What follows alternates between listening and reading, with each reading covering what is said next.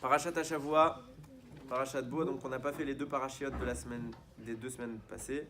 Donc bon, de toute façon tout le monde connaît puisque c'est toute la sortie, toute l'histoire d'Égypte.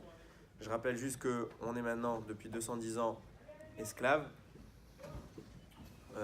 Donc tous les enfants de Jacob sont morts. C'est un roi qui s'est levé, un nouveau roi qui n'aime pas Israël, donc il va se mettre des décrets douloureux. Bon, toute l'histoire de la naissance de Moshe. Hachem nomme Moshe pour être celui qui va le représenter auprès de Paro. Et c'est à ce moment-là que tout va commencer, aussi bien la manifestation d'Hachem qui va engendrer la tchouva pour les Bnei Israël, parce que Hachem il aurait pu nous libérer comme ça. La Gemara dit pourquoi Hachem il nous a pas libérés en un instant. Réponse, parce que Akadosh Baruch Hu il voulait laisser au clan Israël le temps de faire tchouva. Trop rapide, on peut pas. Il leur fallait 1 an à peu près pour qu'ils fassent tchouva. Donc pendant 1 an, Hachem il va envoyer plaie après plaie. Et d'un autre côté, les plaies, donc en même temps qu'elles faisaient faire tchouva au Ham Israël, elles sanctionnaient les Égyptiens et elles préparaient la sortie d'Égypte. Donc on va évoluer, les plaies vont monter en intensité, Dam, Sfardea, Kini, Marov, etc. On a vu la semaine dernière les 7 premières plaies, donc ça a commencé avec Dam, l'eau qui se transformait en sang, et ça se termine avec Barad. La semaine dernière, donc Barad c'est la grêle. Ok ? Et maintenant on va voir les 3 dernières.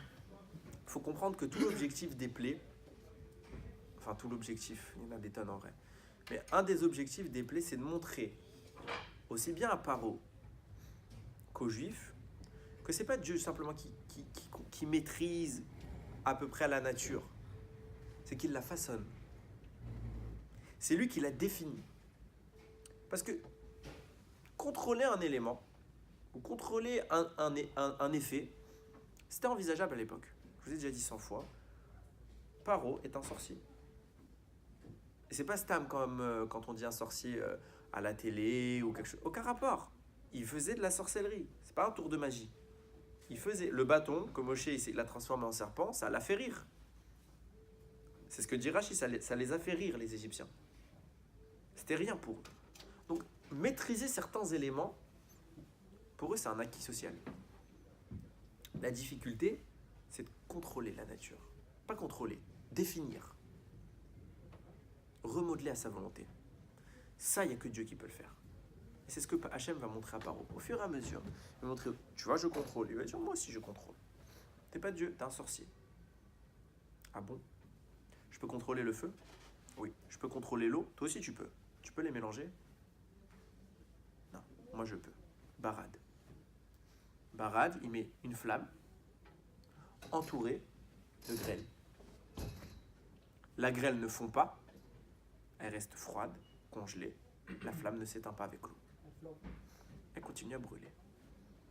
Physiquement impossible. Contre toute loi de la nature. Tu peux ? Ça, tu peux pas. Au fur et à mesure, on va exagérer. Et on arrive à notre paracha. Bo va voir Paro et prévient-le, prochaine plaie. C'est quoi la prochaine plaie ? Les sauterelles. Les sauterelles. Ça m'avait fait très peur. Les sauterelles. Arbé, les sauterelles. Ouais. En ce moment, vous savez ce qui se passe ? Ouais, mais c'est pas le sujet.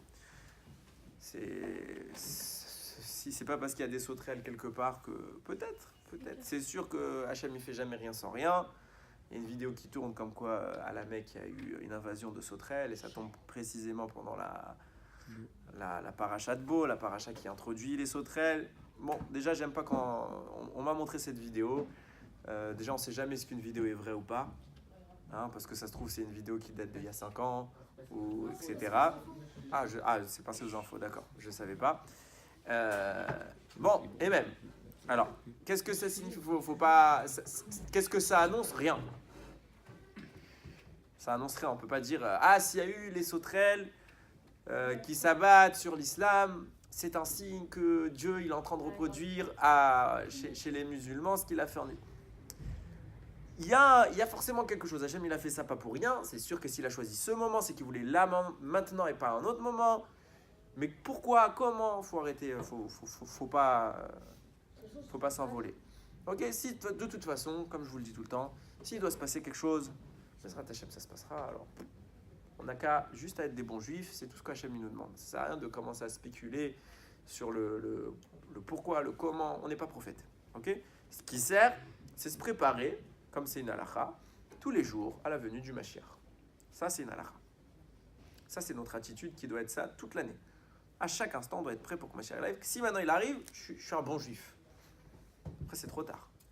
Donc, il faut être un bon juif avant qu'il arrive.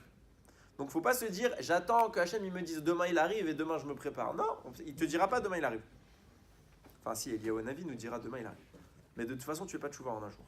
Donc, on se prépare. Et quand il arrive, au lieu d'être en panique, en stress, on est prêt. On fait tchouva. Mais non, on ne fait pas un jour tchouva, c'est faux. On fait 40 jours de slichot avant. Le mois de Av, ok, Aleph, Bet, ça veut dire, Ramim, ils ont expliqué, c'est Elul Ba. Elul arrive. Enfin, est arrivé. Et je me rappelle d'un Rav qui m'avait dit une fois que sa mère lui avait raconté, quand ils étaient au Maroc, c'était pas des tzadikim, non, les gens standards. Quand le mois d'Elul arrivait, tu sais, quand il y a un Rosh Chodesh à la synagogue, le Shabbat qui précède Rosh Chodesh, on l'annonce. Tout le monde se mettait à pleurer. Ça y est, on va se faire juger bientôt. Tellement qu'ils étaient en panique de ce moment. Donc c'est pas quelque chose que... C'est pas parce que Kippour était là Kippour, c'était pas le jour où il se préparait. Il se préparait depuis Elul. On se prépare pas à la tchouva un jour. Et c'est ce que je viens de vous dire. Hachem, il a mis 10 plaies. Il aurait pu faire ça, on sort. Non, il serait pas prêt, les Israël. Tu peux pas changer en un jour. C'est physiquement pas possible. Faut arrêter de croire. Je sais pas, on nous vend ces idées beaucoup aujourd'hui que en très peu de temps, on peut tout changer. On peut tout changer. C'est faux. On nous vend la facilité. Aujourd'hui, vous êtes sur Internet. En 2 secondes, vous faites rien. Vous téléchargez tout un lot d'informations. Avant, pour avoir ça, il fallait attendre, etc. Vous voulez, je sais pas. Moi, je regarde. Moi, j'ai une bibliothèque en ligne. Ça s'appelle Hebrew Books. Il y a des livres de Torah dedans. Avant, pour avoir ces livres-là, c'était une galère. Aujourd'hui, tu te connectes, tu tapes le nom du livre, tac, tu le télécharges, tu as tout le livre sur ton ordinateur. 1 seconde.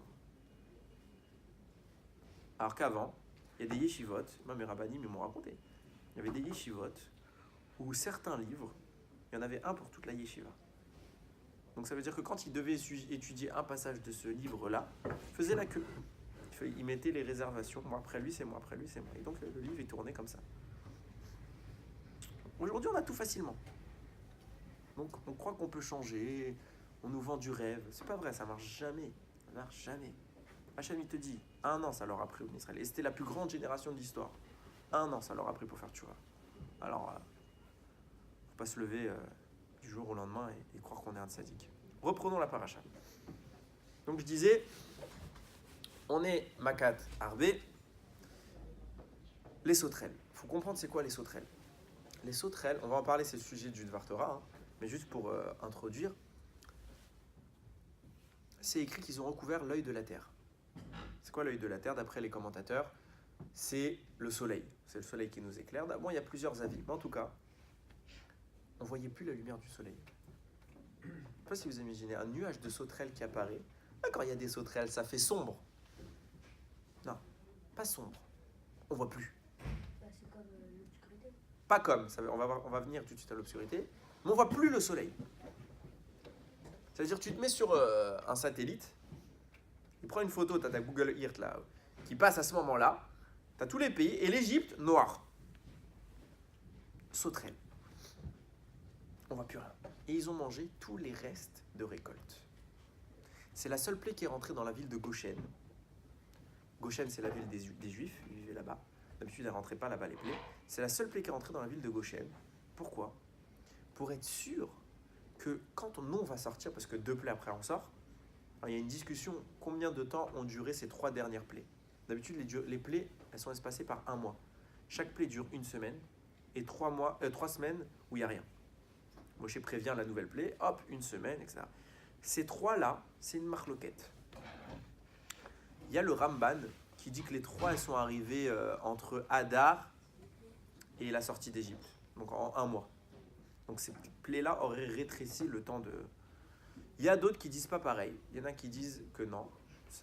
Il y a le Rabbeinu Bechaye, il a une version un tout petit peu différente de son maître le Ramban. Et il y a un commentateur, je l'ai lu dans un cours de Rav Rosenblum, qui dit, c'est intéressant, ce qu'il dit. Il dit non, elles se sont bien espacées de un mois. Ce qui veut dire que comme on est sorti le 15 Nissan pour Makat Bechorot, un mois plus tôt c'était Rocher, donc un mois plus tôt c'était le 15 Adar, et un mois plus tôt, 15 Jvat, tout Bishvat. Et il y a eu les sauterelles. Et les sauterelles ont mangé toutes les récoltes, tout le bois, tous les arbres. Et nous, on célèbre quoi à tout Bishvat? Les fruits de l'arbre. Comme on est jugé sur l'arbre, les récoltes, eux, ils se sont fait juger aussi. Et leurs arbres, ils ont été détruits. Mois d'après, c'était Rocher. Rocher, c'était l'obscurité. Alors que nous, on dit, c'était donc Adar, c'est la fête de Purim. Ve'aïta la'em ora vesimcha. On dit nous, la Yehudim aïta la'em ora vesimcha. Pour les Juifs, à l'époque de Purim, il y avait la lumière et la joie. Au moment où c'était Rocher en Égypte, nous, ce sera un jour plus tard de lumière. Pourquoi Purim la lumière? Parce que nous, on avait la lumière à Rocher. Moi, j'ai vu ce pirouche, pas d'accord avec le Rambam. Il y a plusieurs opinions. Ok, donc les sauterelles, elles ont mangé tous les restes. Alors, c'est la seule plaie où Paro, quand il va appeler Moshe, il va lui dire « Retire-moi cette mort ».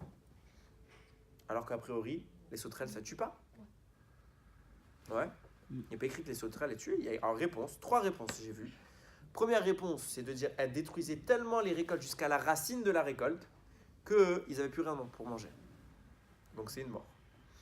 Deuxième réponse, c'est le Baal HaTurim.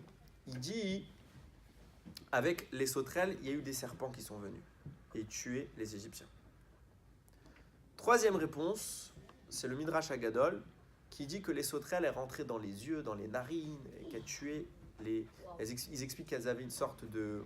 pas de venin, mais dans leur bouche, quand elles ouvraient leur bouche, ça projectait quelque chose qui les tuait. Ok? Bon, en tout cas, il y a eu des morts. Moshe est appelé, on annule sauterelles, et Paro, il libère pas les pays Israël. Rocher, obscurité totale. Pendant 3 premiers jours, on ne voit strictement rien. 3 jours d'après, l'obscurité devient épaisse. Ça veut dire quoi? C'est quoi l'obscurité d'habitude? C'est pour ça que je dis que c'était pas pareil que quand le soleil est caché. L'obscurité d'habitude, on définit ça par l'absence de lumière. Si maintenant j'éteins les lumières ici, je ferme mes rideaux, plus une entrée de lumière, alors je suis dans le noir, je vois strictement rien. Mais je peux me mouvoir. Je sens rien, il n'y a pas de... Ça reste que c'est de l'air à côté de moi. Ok? Rocher, c'est le moment où le noir est devenu touchable. Concret. Et ils étaient comme emmurés. Ils ne pouvaient plus bouger. Pendant les 3 derniers jours, ils étaient immobiles. Comme emmurés. Alors pourquoi il y a eu Rocher? Pour 2 raisons qui sont rapportées. Première raison, c'était parce qu'Hachem, il avait promis à Abraham de faire sortir ses enfants avec beaucoup d'argent, beaucoup de fortune. Et comme ça, les bénis Israël, ils ont pu aller repérer tous les trésors des Égyptiens, pendant qu'ils étaient immobiles. Et deuxième réponse, c'est parce qu'il y avait des Réchaïm parmi le clan Israël, et Akadosh Baruch Hu, il voulait les tuer, mais il ne voulait pas que les Égyptiens sachent, alors il a fait pendant qu'ils ne voyaient rien. Ok? Mais pour les Juifs, il y avait de la lumière. Où qu'on aille, lumière.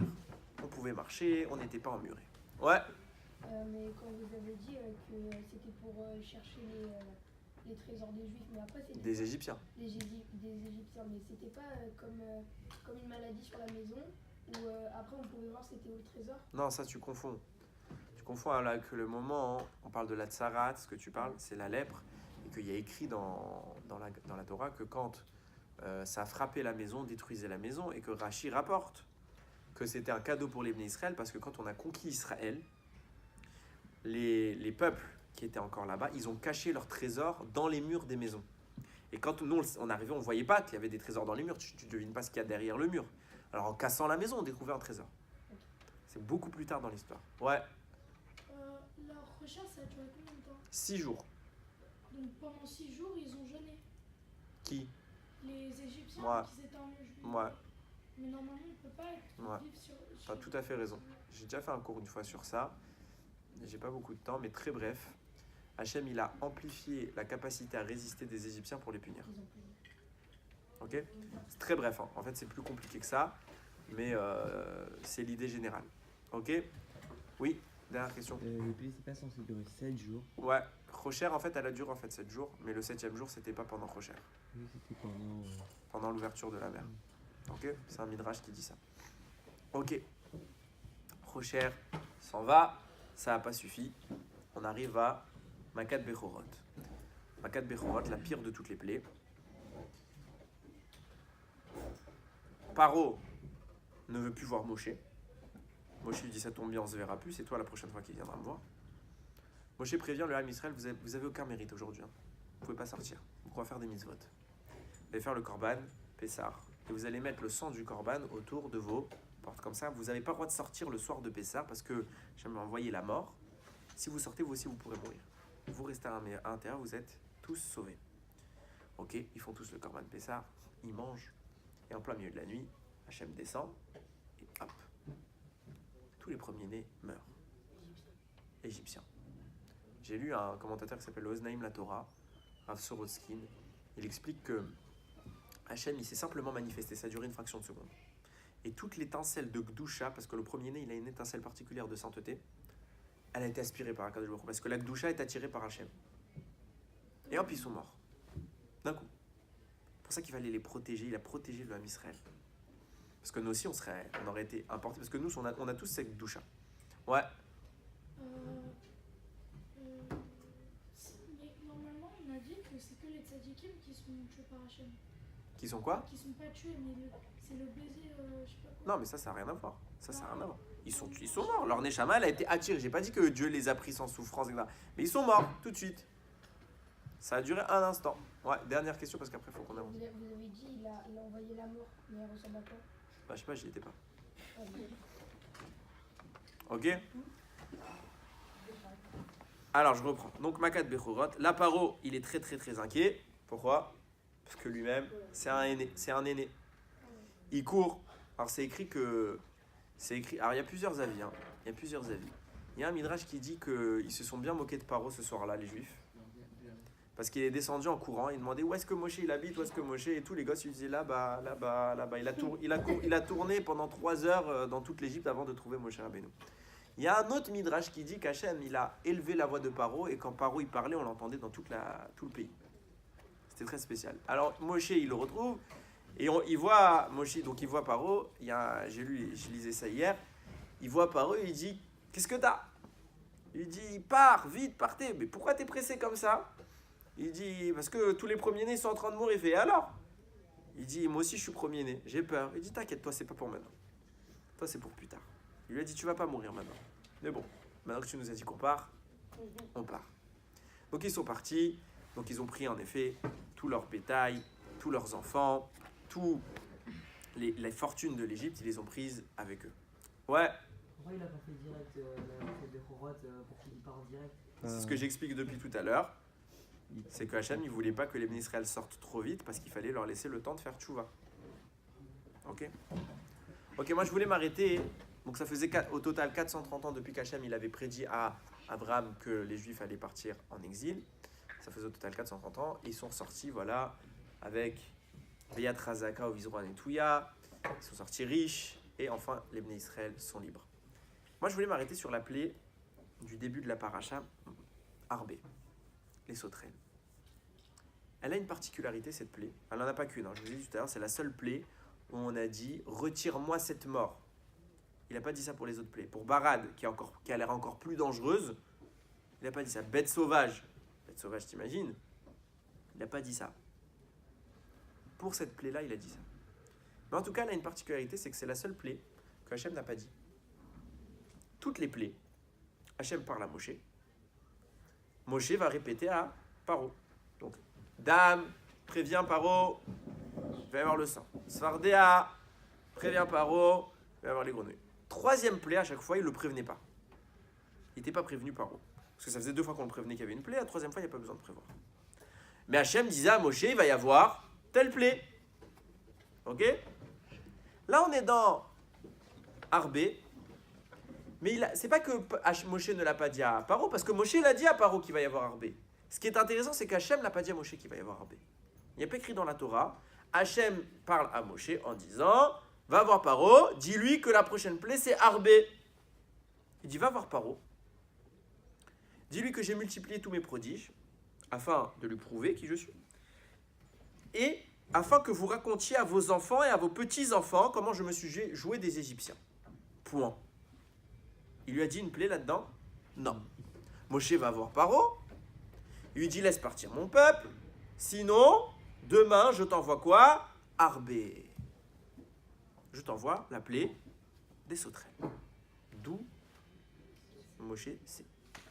Alors, plusieurs réponses. De façon générale, on répond Hachem lui a dit, sauf que la Torah l'a pas répété. La Torah ne dit pas tout. Elle dit ce qui est utile. Bon, ça passe comme réponse. Enfin, Chas v'Shalom de dire ça passe, c'est-à-dire je juge ce qu'ils ont dit, mais ça pose problème un peu. Parce que pourquoi ils l'ont fait? Il l'a fait pour toutes les autres plaies. Pour celle-là, il n'y a pas besoin de dire Hachem il ne répète pas, et pour les autres plaies, il répète. Il y a quelque chose qui manque. Il y a un commentateur. Alors il y en a d'autres qui disent il lui a fait une allusion à la plaie. Parce que le passouk qui est répété là où tu raconteras aux enfants, il est répété plus tard dans Yoël. Yoël c'est un avis. Et là-bas il y a eu une invasion de sauterelles. Et là-bas on disait qu'on racontait aux enfants. Donc on comprend qu'on parle de la même chose puisqu'on doit raconter les deux aux enfants. Donc c'est que ce sera la même chose. Ok. C'est vraiment très, très allusif. Hein. Il y a un commentateur, le Chiddushei Harim, qui ramène son maître, Rav Boulim, qui dit la plaie de Harbé est une innovation personnelle de Moshe. C'est lui qui a décidé Harbé. Hachem lui a rien dit, il a dit Harbé. En fait, ils ne sont pas tous en marloquette, hein. Je pense qu'ils sont tous d'accord. Simplement que Hachem ne l'a pas dit, Moshe a deviné, il a demandé à Hachem ce que c'était ok, Hachem il a dit ouais c'est bien, t'as trouvé ce que je voulais. Mais la question c'est, pourquoi ça se passe comme ça? Pourquoi la plaie de Harbé, elle doit passer par la réflexion de Moshe? Comme si ça dépendait de lui. Pourquoi Harbé, ça dépend de lui? Quel est le rapport entre Moshe et Harbé? A priori, aucun. Et j'ai lu un commentateur qui m'a mis une idée à la tête. Ça s'appelle le Torah Yekutiel, il dit quelque chose de fabuleux. Alors il faut suivre parce qu'on va jouer sur des lettres. Il dit comme ça. Il y a un midrash dans Shemot, au tout début de Shemot, qui dit comme ça. Hachem a donné la Torah au Har Sinaï, au Bnei Israël. 613 mitzvot. Il y a des mitzvot qui sont exclusives à certaines personnes. Par exemple, il y a des mitzvot pour les hommes. Brit Mila, la femme ne peut pas faire Brit Mila. Il y a des mitzvot pour les femmes. Nida, l'homme il ne peut pas être Nida.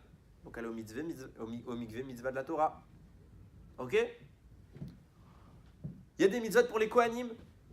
Le Kohen il peut faire un sacrifice. Moi je peux faire un sacrifice, j'ai pas le droit de faire un sacrifice, je suis pas Kohen. Lui c'est une mitzvah de faire un sacrifice. Le Kohen Gadol, de rentrer au Kodesh Kodeshim, c'est le seul homme qui a le droit de rentrer une fois par an. Et il a la mitzvah d'y aller. Il y a des mitzvot pour le roi. Il y a un interdit pour le roi, qui est rapporté dans la Torah. Il n'a pas le droit d'être trop riche.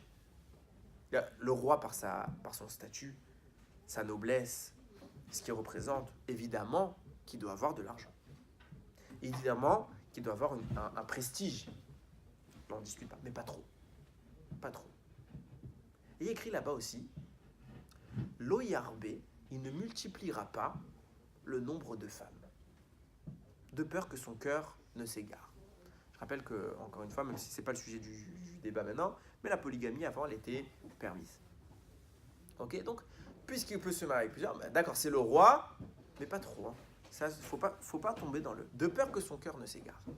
Lo Yarbé, retenez bien le mot Lo Yarbé.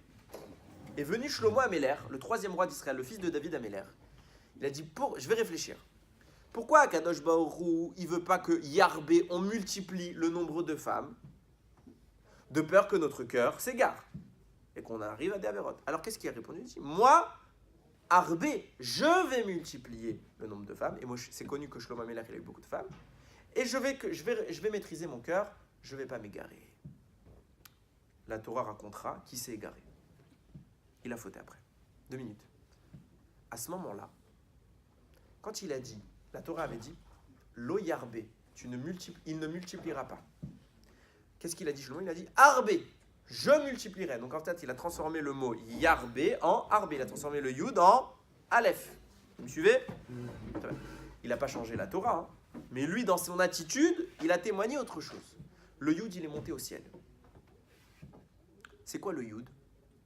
Quand on dit là, il est monté au ciel, c'est pas un monsieur le Yud. La Torah a créé le monde au travers des 22 lettres. Chaque lettre, c'est une énergie. L'énergie du Yud est montée voir Akadosh Baruch Hu. Tu as Akadosh Baruch Hu, c'est pas toi qui as dit que jamais une seule lettre de la Torah ne serait transformée, ne serait retirée. Et voilà que Shlomo, il transforme Yarbé en disant tu ne dois pas multiplier, en disant Arbé, je vais multiplier. Alors aujourd'hui, il a enlevé une lettre, et puis demain, il enlèvera une autre lettre. Et puis à la fin, toute ta Torah, il va te l'enlever. Hachem, il lui a répondu 1000 comme Shlomo, je vais les enlever, mais même un petit trait de toi, de la Torah, j'enlèverai pas. En clair, je n'accepte pas ce que Shlomo a fait, et lui croit qu'il va réussir, il ne va pas réussir. Qu'est-ce que ça signifie ce débat? La lettre, elle est montée. Shlomo, il a fait quoi? Il a pris un Sefer Torah, il a barré le Yud, il a mis un Aleph. Il est en train d'enlever une lettre de la Torah, c'est ce qu'a dit. Donc il a enlevé le Yud, il a mis un Aleph. Chas Shalom. Shlomo qui fait ça? Non. Ça veut dire que quand la Torah elle parle, elle définit les règles du monde. S'il est écrit dans la Torah, Yarbé, multiplier les femmes, c'est interdit parce qu'on va s'éloigner. Alors c'est une règle de vie, ça ne peut pas être autrement. Ça veut dire que c'est un cadre de la nature. Celui qui fait ça, il est garanti de se tromper. Et quand vient Shlomo et qui dit « moi je vais le faire et je ne vais pas me tromper », alors il contredit la nature telle que la Torah l'a définie. En clair, il renie ce que la Torah a dit. Il enlève une lettre, sans vouloir effacer le Sefer Torah. Mais l'attitude est renie. Vous avez compris? Très bien. C'est écrit dans le Kli Yakar, il pose une question, le Kli Yakar, il dit « pourquoi Akadosh Baruch Hu il a envoyé la plaie de Sotrel, Arbé ?» Toutes les plaies sont venues punir les Égyptiens d'une attitude. Quelle est l'attitude qui est punie ici? Il dit comme ça. Paro, il est là. Et il voit les enfants d'Israël, ils sont 6 par 6. Ça grandit, ça grandit, ça grandit. Il se pose une question. D'où ça vient? Paro, il retrouve que Hachem, il faut savoir. J'étais Shabbat dans une synagogue, le Rav, il s'appelle Rav Ben Admon. Je le kiffe, il est génial. Et il dit, je vous promets, tous les ans, je découvre que Paro connaissait des tonnes de choses de la Torah. Alvaï qu'on connaisse autant de choses que Paro. Il ne le faisait pas en bien, il le faisait en mal, mais il connaissait une tonne de choses. Il dit, je sais d'où vient la multiplication de Jam Israël. C'est une promesse qu'Hachem il a fait à Abraham. Abraham, il avait reçu par Akadosh Baruch Hu la garantie qu'il lui multipliera son mari. Il lui dit, Arbe et Zaracha. Arbe et Zaracha. Il écrit 2 fois, je multiplierai ta descendance. Arbe. Et qu'est-ce qu'il a répondu, Paro? Il a dit, je multiplierai t'as dit Hachem que tu vas multiplier, t'as écrit dans la Torah Arbé. Alors il a dit, Penirbu, de peur qu'il ne se multiplie. Je vais tuer tous les mâles. Décret de Paro, on jette tout le monde dans le Nil. Pour contredire quoi? Pour contredire la promesse d'Akadosh Baruch Hu qu'il a faite à Abraham de multiplier sa descendance. Il a dit, tu veux la multiplier? Moi, je vais empêcher cette multiplication. Qu'est-ce qu'il a dit à Kadosh Baruch Hu? Je vais envoyer la plaie de Arbé pour dire, je n'accepte pas le changement que Paro dit. Moi, j'ai dit Arbé, je multiplierai les bénis Israël. Lui, il a dit Penirbu, je vais tout faire pour pas qu'il se multiplie. J'accepte pas, donc je t'envoie Arbé pour te montrer, je suis revenu au stade de ma promesse avec Abraham. Comment ça s'est passé? Dit le Torah Tikoutiel. De même que la lettre Yud, elle s'était plainte à Akadosh Baruch Hu quand il y a eu un changement, quand Shlomo, il changeait l'attitude requise par la Torah. Elle a dit, il est en train d'annuler une lettre de la Torah. De même, quand Paro, il est en train d'annuler le Arbé de Abraham, le Yud, il monte. Et il dit à Akadosh Baruch Hu, on est en train de changer la Torah. Et de même qu'Akadosh Baruch Hu lui a expliqué, je n'accepterai pas et j'empêcherai Shlomo. Pareil, quand Paro, il veut changer, je n'accepterai pas. Et quand Paro, il veut changer, il veut faire quoi? Il veut empêcher la multiplication. Alors, Ken Irbu, oui, ils vont se multiplier. Tu verras entre ton décret et mon décret qui va se produire.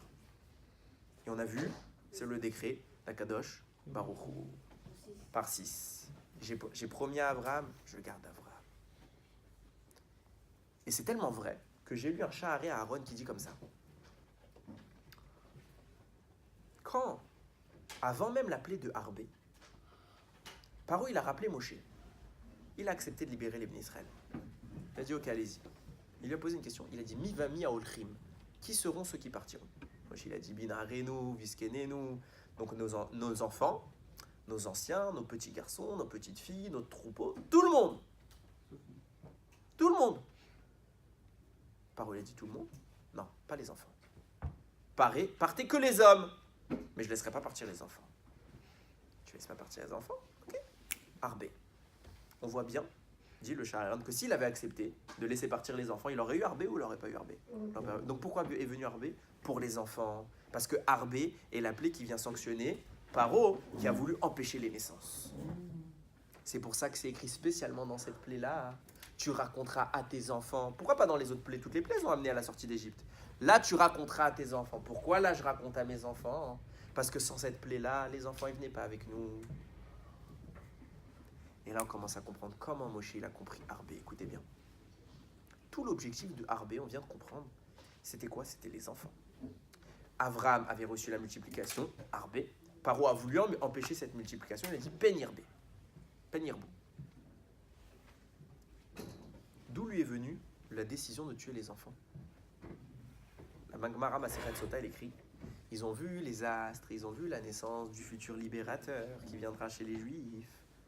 Ils ont dit, Avan Itrakemalo, on va se jouer de lui, on va ruser contre lui. Qu'est-ce qu'on va faire? On va le tuer, on va le jeter dans l'eau parce qu'ils ont vu dans les astres que le libérateur, Moshe, il serait affaibli par l'eau.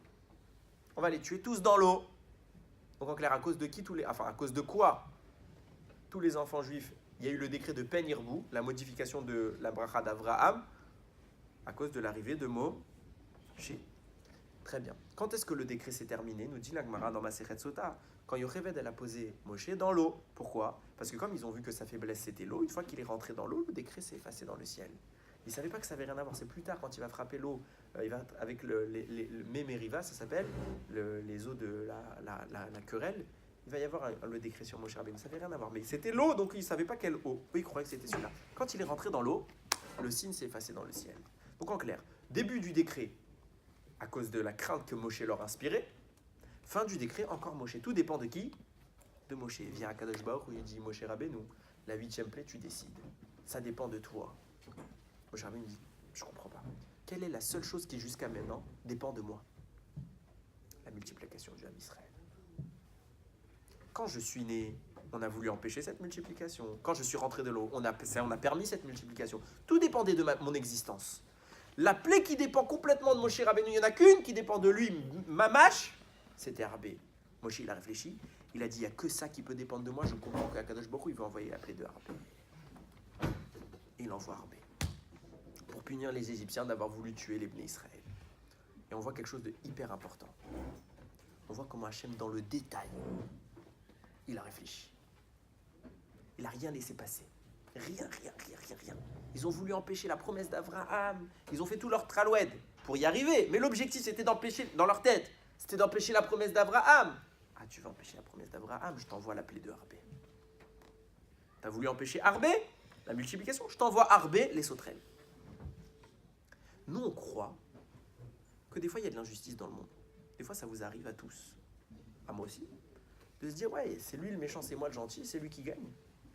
Il n'est même pas puni pour le mal qu'il a fait. Ça vous est... Dans le cercle déjà familial, vos parents, ça peut arriver qu'ils se trompent de personne, ils crient la mauvaise personne. Mais c'était lui le méchant. Et c'est moi qui me fais crier, lui il a rien. À l'école, pareil. On se trompe de personne, on punit la mauvaise personne. Mais c'est lui le méchant, il a rien. Et moi je prends. Et dans la vie privée, la vie pas privée, mais la vie générale, même histoire. Il y a un gars, il a tapé une personne, il s'est enfui. Ou il y a un gars, il se fait racketter. Le gars qui se fait racketter, il se dit quoi? Il dit, mais moi, je suis le gentil de l'histoire. Moi, je perds mes affaires. Et lui, il part et il a rien. Personne ne le retrouve. Il ne sera pas puni. Viens, Kadosh Baruch Hu te dire. C'était il y a 210 ans. Non, plus précisément, il y a 430 ans, j'ai fait une promesse à Abraham. Ils ont voulu m'enlever cette promesse. On va voir. Et pendant 210 ans qu'on est en Égypte, on voit les Égyptiens, ils nous frappent, il n'y a rien. Mais quoi, d'accord, nous on doit être punis, nous on doit souffrir, d'accord, mais quand même, eux, ils vont s'en sortir les mains dans les poches. Hachem, il vient te prendre dans les 10 plaies et te montre. Même un détail de leur pensée, je ne l'ai pas laissé de côté. Même le petit détail mauvais qu'ils ont pensé, je les ai punis sur ça, j'ai rien laissé de côté. Hachem ne laisse rien passer. Vous croyez qu'Hachem il nous oublie? Vous croyez qu'Hachem il est injuste? Jamais. Jamais. Hachem pense à tout. Il n'oublie rien. C'est un yesod qu'il faut avoir à l'esprit. Il ne faut jamais se dire c'est pas juste. Tout est juste, tout est calculé. Tout est dans son plan. Il a un plan depuis 5779 ans. Je peux vous garantir, tout est prévu. Tout est prévu. Et quand on voit en Israël ce qui se passe, que c'est nous qui faisons rien, et que c'est les goïms qui nous attaquent, et que tout le monde dit c'est eux les gentils et nous les méchants, et eux ils ont rien et nous on se prend tout. On s'inquiète pas. T'inquiète pas, viens un temps où Akadosh Baruch Hu il punira. Viens un temps où la sanction elle tombera. Hachem il n'oublie pas son peuple. Hachem il aime son peuple. Baruch Adonai Leolam. Amen ve amen.